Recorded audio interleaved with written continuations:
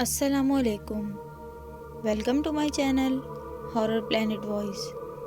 तमाम videos updates के लिए हॉरर प्लैनेट वॉइस को सब्सक्राइब करके बेल नोटिफिकेशन ऑन कर दें। रोज़ रात में वो हवेली रोशनियों से जगमगा जाती, खाली व्हीलचेयर हवेली में घूमती रहती। 3 दोस्तों को मदद के लिए लाया गया था। जो नज़र आ रहा है असल में वो है नहीं, लेकिन वो तीनों अब रूहों के दरमियान घिर चुके थे। आइए सुनते हैं दिल दहलाती, सनसनी फैलाती, खौफनाक कहानी। 10 दिन गुजर गए, पता ही नहीं चला। कुछ दिन हम और रुक जाते। हसन गाड़ी चलाते हुए बोला, नहीं यार, ताया की तबीयत नासाज है और बार बार डैड की कॉल आ रही है।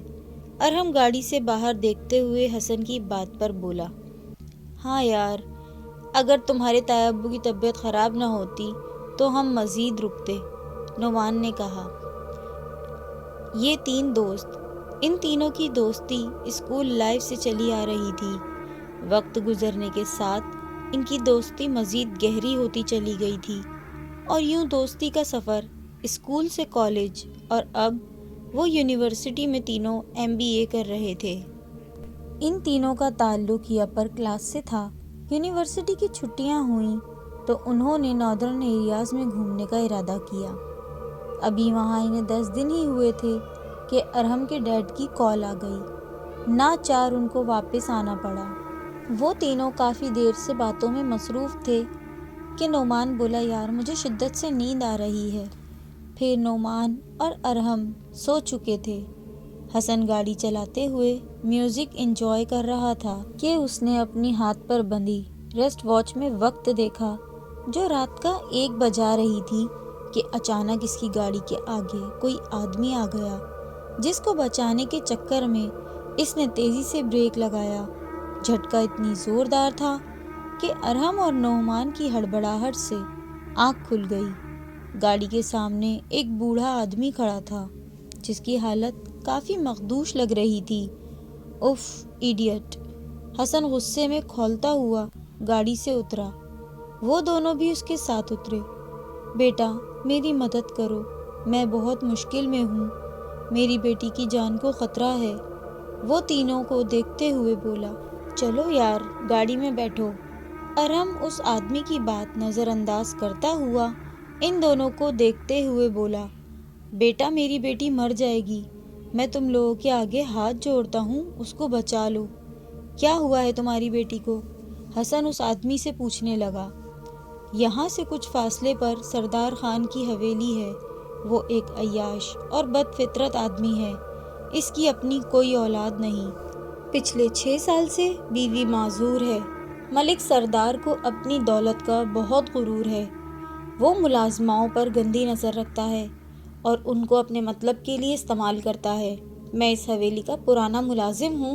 मेरी बेटी सरदार खान की बीवी फिरदौस बेगम की खिदमत के लिए मामूर है, मगर कुछ वक्त से सरदार खान की मेरी बेटी पर नियत ख़राब हो गई है और वो चाहता था कि अपना मकसद पूरा करे, मगर मेरी बेटी बहुत पाकबाज और नेक फितरत की है।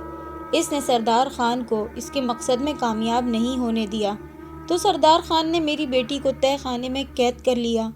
मैं चाहता हूँ तुम लोग किसी तरह मेरी बेटी को इस जालिम इंसान की कैद से रिहाई दिलवाओ। मैं उम्र भर तुम लोगों का ममनून रहूँगा। वो बूढ़ा इनकी मिन्नतें करते हुए बोला, यार, हम किसी मुसीबत में न फंस जाएं। नुमान सरगोशी में बोला, नहीं, हमें इस लड़की को इस जाबिर इंसान की कैद से रिहाई दिलानी होगी। हसन कुछ सोचते हुए बोला, जिस पर अरहम और नुमान परेशान कुन नज़रों से एक दूसरे को देखने लगे। वो जानते थे हसन अपनी बातों का पक्का है। वो जो कहता है उसको पूरा करके छोड़ता है। नाचार उन दोनों को भी राज़ी होना पड़ा। बैठो बाबा हमारे साथ। हसन गाड़ी में उस आदमी को बैठने का इशारा करते हुए बोला, मैं यही जाहिर करूँगा कि तुम लोगों की गाड़ी ख़राब हो गई थी। रास्ते में वो आदमी इन तीनों से बोला, जिस पर हसन असबात में सर हिला दिया।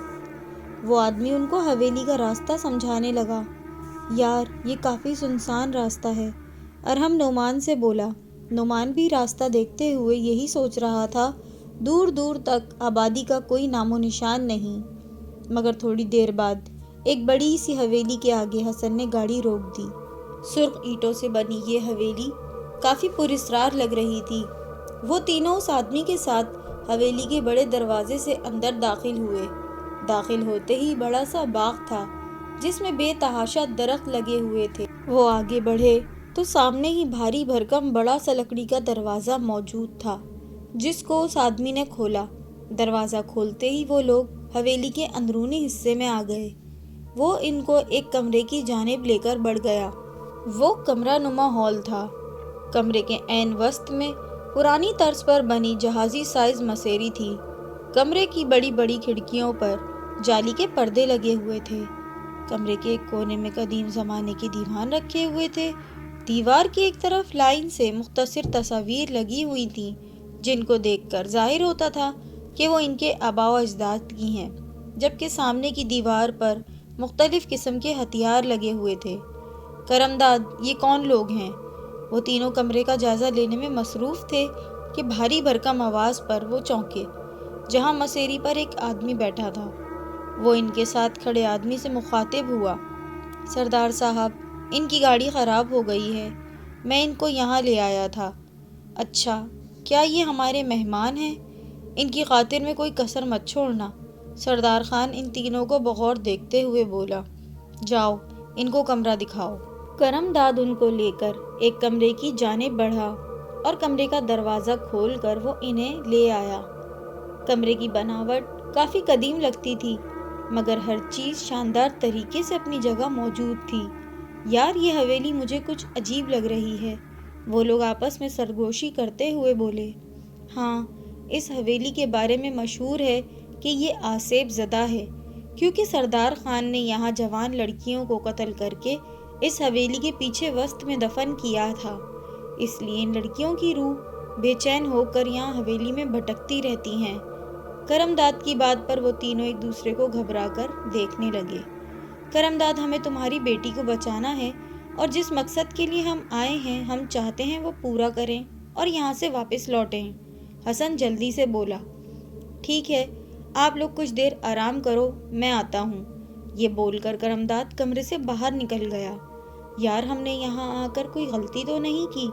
ارحم دیوان پر بیٹھتے ہوئے بولا۔ اب تو آ چکے ہیں، اس لیے یہ سوچنا چھوڑ دو غلطی کی یا صحیح کیا۔ ہم نے اس لڑکی کو بس ہر حال میں بچانا ہے، سردار خان جیسے جابر آدمی کے ہتھے نہیں لگنے دینا۔ حسن ان دونوں کو دیکھتے ہوئے بولا۔ یار، سردار خان شکل سے ایسا نہیں لگتا، نعمان نے کچھ سوچتے ہوئے بولا۔ کسی کی شکل پر نہیں لکھا ہوتا کہ وہ کیسا ہے، ارحم نے جواب دیا۔ تھوڑی دیر بعد کرم داد ان کے پاس آ گیا۔ چلو آ جاؤ، وہ ان کو اپنے ساتھ آنے کا اشارہ کرتے ہوئے بولا، اور وہ ان کو تہہ خانے کی جانب لے بڑھا جس کا دروازہ مقفل تھا۔ مٹھی میں دبی چابی نکالتے ہوئے کہا، اس کی چابی میں چھپا کر لایا تھا، اور تہہ خانے کا تالا کھول کر وہ اندر داخل ہو گیا جہاں ایک حسین ترین لڑکی موجود تھی۔ حسن اس کی بڑی بڑی آنکھوں میں جیسے کھو سا گیا۔ سوہانی بیٹی، یہ تینوں تم کو بچانے آئے ہیں، مجھے یہاں سے لے کر جاؤ۔ وہ ان تینوں کے آگے ہاتھ جوڑتی ہوئی بولی۔ ہاں ضرور، ہم تم کو یہاں سے نکالیں گے، حسن سوہانی کو دیکھتے ہوئے نرمی سے بولا۔ وہ لوگ اب کمرے میں آ کر سوچ رہے تھے کہ کس طرح سے سوہانی کو سردار کے چنگل سے نکالیں۔ باتیں کرتے ہوئے وہ تینوں برآمدے میں آ گئے۔ گھڑی میں وقت دیکھا تو 4 بج رہے تھے۔ اچانک باتیں کرتے کرتے ارحم کی نظر نیچے کی جانب گئی جہاں 4 قبریں موجود تھیں۔ یہ حویلی کا پچھلا حصہ تھا۔ یہ دیکھو، کرم داد ٹھیک کہہ رہا تھا، اس ظالم آدمی نے ان ملازموں کو قتل کر کے ان کی قبریں بنائی ہوئی ہیں۔ ارحم ان دونوں کو قبروں کی جانب متوجہ کرتے ہوئے بولا۔ بڑا ہی سفاک انسان ہے، نعمان نے غصے میں کہا۔ تو کیوں چپ ہے؟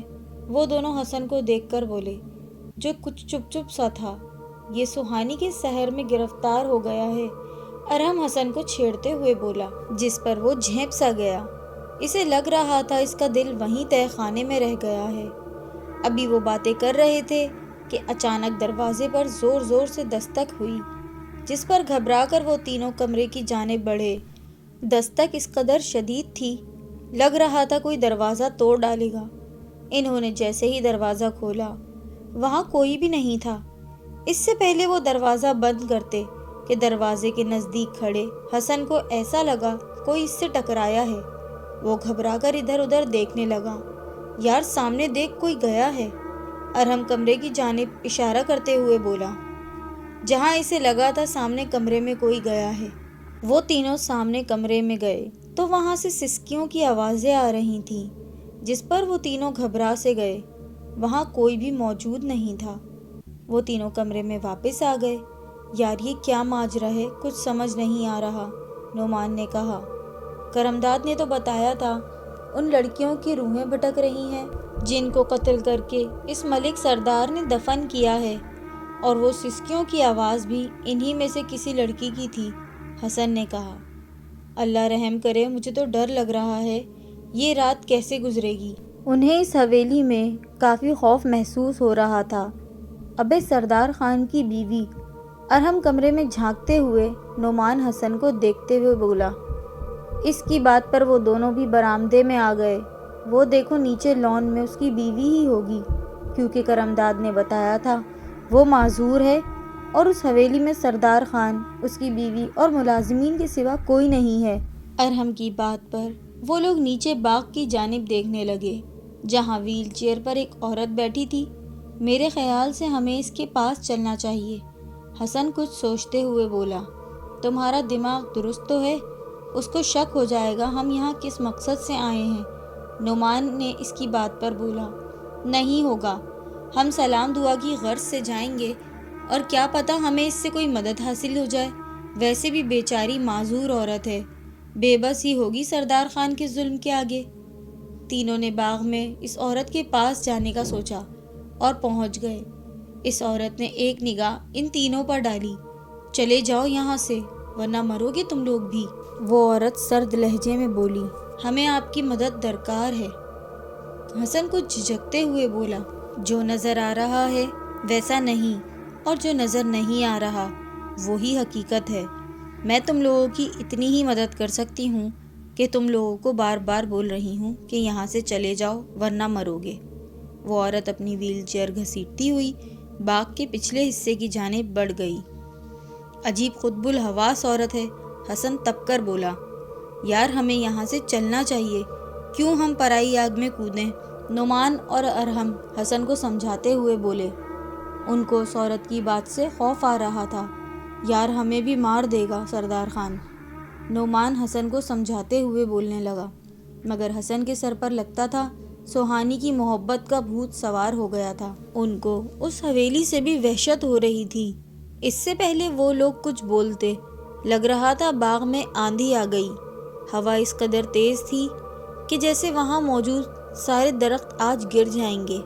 جاؤ، چلے جاؤ یہاں سے، ان تینوں کو اپنے پاس سے آواز آئی، جس پر وہ اچھل گئے۔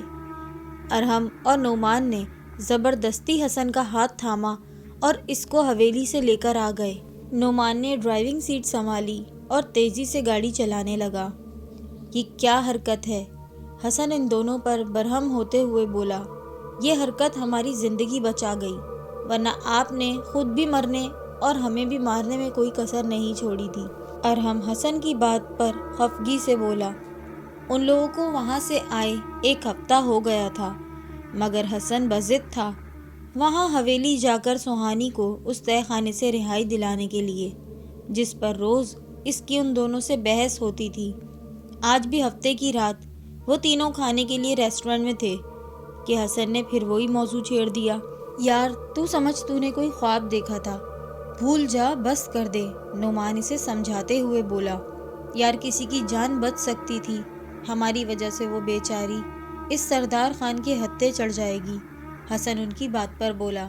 دیکھ، ہم تیری کوئی مدد نہیں کر سکتے، نہ تیرے ساتھ جائیں گے نہ تجھے جانے دیں گے، ارحم اس کی بات پر بولا۔ تو پھر ٹھیک ہے، تم لوگ نہیں جا سکتے تو میں تو جا سکتا ہوں، حسن کہتے ہوئے کھڑا ہو گیا اور اپنی گاڑی کی چابی اٹھا کر تیزی سے ہوٹل سے نکل گیا۔ یہ پاگل تو نہیں ہے؟ ارحم نعمان سے بولا۔ اس کا دماغ خراب ہو چکا ہے، اس کو اپنی جان خطرے میں ڈالنے کا بہت شوق ہو رہا ہے۔ نعمان ارحم کی بات کا جواب دیتے ہوئے بولا، چلو ہم بھی اس کے پیچھے چلتے ہیں۔ وہ دونوں بھی کھڑے ہو گئے۔ کیا ہوا؟ تم کیسے آ گئے؟ حسن نے ارحم کو دیکھتے ہوئے بولا، جو آدھے راستے میں ہی اس کی گاڑی روک کر اس کے ساتھ بیٹھ گیا۔ اور یہ نعمان کہاں ہے؟ حسن پوچھنے لگا۔ وہ آ رہا ہے، ہمارے پیچھے سے کچھ کام پڑ گیا تھا۔ میں سوچ رہا تھا رات کے 12 بج رہے ہیں، ہمیں پہنچتے میں رات کے 2 بج جائیں گے، کل صبح سویرے چلتے ہیں، حسن نے کچھ سوچتے ہوئے کہا۔ اس پر ارحم نے بولا، نہیں بس اب چلتے ہیں، ابھی تو تم جانے کا بول رہے تھے، اب کیا ہو گیا؟ یار وہ اتنا ٹائم ہو گیا ہے اس لیے بول رہا ہوں۔ حسن سیل فون پر وقت دیکھتے ہوئے بولا، چلو یار کچھ نہیں ہوتا۔ ارحم کی ہمت دلانے پر حسن نے گاڑی حویلی کی جانب موڑ دی۔ وہ لوگ جس وقت حویلی پہنچے رات کے 2 بج چکے تھے، اور اس پہر دروازہ کھلا دیکھ کر حسن حیران ہوا۔ پھر وہ لوگ آہستگی سے اندر داخل ہو گئے۔ اندر ہال میں آنے کے بعد ان کو کسی کے قدموں کی چاپ سنائی دی۔ اس پر وہ دونوں پلر کے پیچھے چھپ گئے۔ وہ لوگ آہستگی سے دبے قدموں تہہ خانے کی جانب بڑھ گئے جہاں سوہانی قید تھی۔ دیکھو سوہانی، میں تم کو بچانے آیا ہوں۔ حسن سوہانی کا ہاتھ تھام کر تیزی سے وہاں سے نکلا۔ ابھی وہ لوگ نیچے ہال تک پہنچے تھے کہ اچانک سردار خان کی زوردار آواز آئی، کون ہے یہاں؟ مگر وہ سوہانی کو لے کر ایک کمرے میں چھپ گیا، جو شاید سردار خان کی بیوی فردوس کا کمرہ تھا۔ اس کمرے میں خالی ویل چیئر رکھی ہوئی تھی۔ اچانک وہ ویل چیئر پورے کمرے میں تیزی سے گول گول گھومنے لگی۔ یہ دیکھ کر حسن کی آنکھوں میں دہشت آ گئی تھی۔ وہ گھبرا کر ارحم کی تلاش میں نظر دوڑانے لگا، جو اب اس کے ساتھ موجود نہ تھا۔ وہ سوہانی کا ہاتھ پکڑ کر باہر کی جانب بھاگا اور حویلی کے پچھلے حصے کی جانب چھپ گیا، کیونکہ سامنے ہی باغ میں فردوس بیگم تھیں۔ ارحم گاڑی میں بیٹھتے ہوئے فکر مندی سے نعمان سے بولا، پوچھو تو حسن کہاں ہے؟ کہیں اصل میں یہ حویلی کی جانب تو نہیں نکل گیا؟ یار مجھے تو یقین نہیں آ رہا ہے کہ جو کچھ فیض چاچا نے بتایا وہ درست ہے۔ ارحم پریشانی سے پسینہ صاف کرتے ہوئے نعمان سے بولا۔ وہ دونوں ہوٹل سے نکل کر پارکنگ کی جانب بڑھے ہی تھے کہ ان کو فیض چاچا نظر آ گئے، جو سامنے روڈ پر کسی سواری کے انتظار میں کھڑے تھے۔ فیض چاچا ارحم کے پرانے ملازم تھے۔ وہ کئی سالوں میں اس کے گھر ملازمت کرتے تھے، مگر اب ان کی کافی عمر ہو چکی تھی، اس لیے وہ اب اس کے گھر نہیں آتے تھے۔ ارحم سے مل کر وہ کافی خوش ہوئے۔ باتوں باتوں میں ارحم نے سردار خان کی حویلی کا ذکر کیا، جس پر ان کے چہرے کا رنگ بدل گیا۔ ان کے تاثرات دیکھ کر نعمان ارحم دونوں چونکے۔ ان کے پوچھنے پر وہ بتانے لگے کہ اس حویلی میں ان کے بڑے بھائی ارشد ملازم تھے۔ سردار خان بہت رحم دل اور نیک فطرت انسان تھا۔ اسے اپنی بیوی فردوس بیگم سے عشق تھا، جو ایک حادثے میں معذور ہو گئی تھیں۔ اولاد کوئی تھی نہیں۔ سردار خان اپنے ملازمین کی ضرورت کا خیال رکھتے تھے۔ ان کا ایک پرانا ملازم تھا کرم داد۔ اس کی بیٹی سوہانی فردوس بیگم کی خدمت کرتی تھی۔ ایک دن سردار خان نے کرم داد اور سوہانی کی گفتگو سن لی، جو آپس میں بات کر رہے تھے۔ سوہانی اپنے باپ سے بول رہی تھی، اس بڑھیا کو تو میں سلو پوائزن کھانے میں دے رہی ہوں، زیادہ سے زیادہ 1 ماہ جی سکے گی، اور وہ بڈھا سردار خان، اس کو میں اپنے حسن کے جال میں پھانس کر شادی کروں گی اور ساری دولت اپنے نام کراؤں گی۔ اولاد تو کوئی ہے نہیں، پھر اس کو بھی سلو پوائزن دے کر اسے دنیا سے اٹھا کر باہر پھینک دوں گی، تاکہ میں اس حویلی پر راج کر سکوں۔ سوہانی مکاری سے ہنستے ہوئے باپ سے بولی، جس پر کرم داد بیٹی کے پلان پر اش اش کر اٹھا تھا۔ سردار خان جو فردوس بیگم کی گرتی طبیعت سے پریشان تھے، جو اب ہر وقت نیند میں رہتی تھیں، اب وہ وجہ سمجھ گئے۔ انہوں نے سوہانی کو سزا کے طور پر تہہ خانے میں ڈال دیا، مگر کچھ وقت کے بعد فردوس بیگم وفات پا گئیں، کیونکہ زہر ان کے پورے جسم میں داخل ہو گیا تھا۔ فردوس بیگم کو حویلی کے پچھلے حصے میں دفن کر دیا گیا۔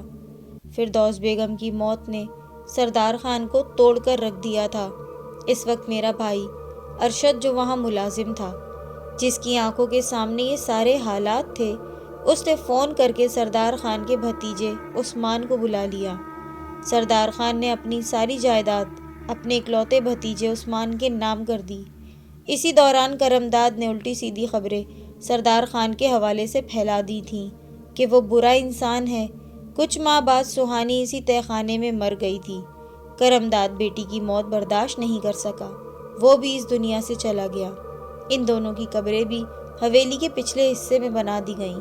جتنا وقت سردار خان زندہ رہا، ملازمین نے خود اپنی آنکھوں سے دیکھا کہ اکثر خالی ویل چیئر چلتی ہوئی سردار خان کے کمرے میں داخل ہوتی تھی۔ کبھی رات ان کے کمرے سے باتوں کی آواز آتی تھی۔ لوگوں کا کہنا تھا وہ فردوس بیگم کی روح تھی جو اپنے شوہر سے وفات کے بعد بھی وفا نبھا رہی تھی۔ کچھ وقت بعد سردار خان کا بھی انتقال ہو گیا۔ جس دن سردار خان کا انتقال ہوا اس دن پوری حویلی نادیدہ سسکیوں سے گونج رہی تھی۔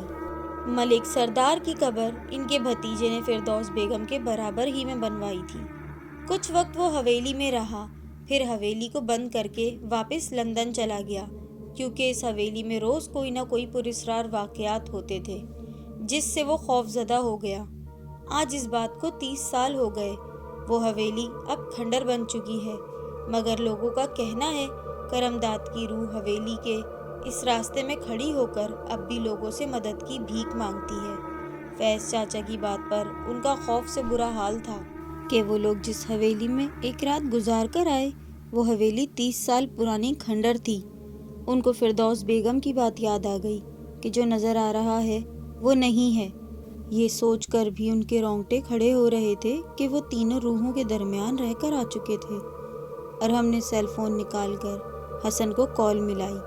حسن نے اپنے سیل کی اسکرین پر جیسے ہی ارحم کا نام دیکھا کال اٹھا لی۔ کہاں ہو ارحم، تم کدھر چلے گئے ہو یار؟ وہ سہانی کے ساتھ حویلی کے پچھلے حصے میں موجود تھا۔ کیا مطلب؟ ارحم فون پر نہ سمجھی سے بولا۔ میرا مطلب تم حویلی میں کس جگہ ہو؟ حسن نے کہا۔ حویلی میں ہو تم؟ مگر میں تو نعمان کے ساتھ ہوں اور ہم آ رہے ہیں، پلیز اپنا خیال رکھنا۔ وہ سب جو تم کو نظر آ رہا ہے دھوکہ ہے۔ ارحم نے اسے اپنا خیال رکھنے کی تاکید کرتے ہوئے فون بند کر دیا اور تیز رفتاری سے وہ گاڑی کو چلاتے ہوئے نعمان کے ساتھ حویلی کے رستے کی جانب بڑھ گیا، جبکہ دوسری جانب حسن کی ریڑھ کی ہڈی میں خوف کی لہر دوڑ گئی، یہ سوچ کر کہ اس کے ساتھ ارحم نہیں آیا تو پھر وہ کون تھا جس نے اسے مجبور کیا یہاں تک لانے میں۔ تم کیوں چلے نہیں جاتے یہاں سے؟ فردوس بیگم ویل چیئر پر ادھر آتی ہوئی زور سے بولی۔ میں سہانی کو آزاد کرا کے لے کر جاؤں گا، وہ نڈر ہوتے ہوئے بولا۔ مرے ہوئے لوگوں کو آزادی نہیں ملتی، وہ دیکھو سامنے۔ فردوس بیگم سامنے قبروں کی جانب اشارہ کرتے ہوئے بولی، جسے دیکھ کر حسن کے پیروں تلے زمین نکل گئی۔ وہاں 4 قبریں موجود تھیں جو ملک سردار، فردوس بیگم، سہانی اور کرمداد کی تھیں۔ مجھے یہاں سے لے کر چلو حسن، سہانی سرد لہجے میں بولی۔ حسن کی نظر اس پر پڑی تو اب وہاں ایک ڈھانچہ تھا۔ اس کا ہاتھ چھوڑ کر وہ تیزی سے بھاگا کہ اس کے سامنے کرمداد آ کھڑا ہوا۔ نہیں جانے دوں گا، وہ حسن کو دیکھتے ہوئے غراتے ہوئے بولا۔ پیچھے سے سہانی کی سسکیوں کی آواز۔ حسن نے خوف کے مارے دونوں کانوں پر ہاتھ رکھ لیے تھے۔ اس کو لگ رہا تھا آج وہ مر جائے گا۔ دھندلائی ہوئی نظروں سے اس کے سامنے ارحم اور نعمان تیزی سے بھاگتے ہوئے آ رہے تھے۔ چلو ہمارے ساتھ، وہ دونوں قرآنی آیات کا ورد کرتے ہوئے حسن کو تھامتے ہوئے بولے کہ فجر کی اذانیں شروع ہو چکی تھیں۔ ان تینوں نے گھبرا کر اپنے چاروں طرف نظر دوڑائی۔ حویلی جو رات اتنی عالیشان تھی اب کھنڈر میں تبدیل ہو چکی تھی۔ وہ لوگ تیزی سے وہاں سے نکل آئے۔ آج اس واقعے کو اتنے برس بیت گئے، مگر آج بھی وہ تینوں اس پراسرار حویلی کا سوچتے ہیں تو خوف سے ان کے رونگٹے کھڑے ہو جاتے ہیں۔ تو یہ تھی ہماری آج کی کہانی۔ اس کو لائک کریں، شیئر کریں اور ہارر پلینٹ وائس کو سبسکرائب کریں۔ Thank you.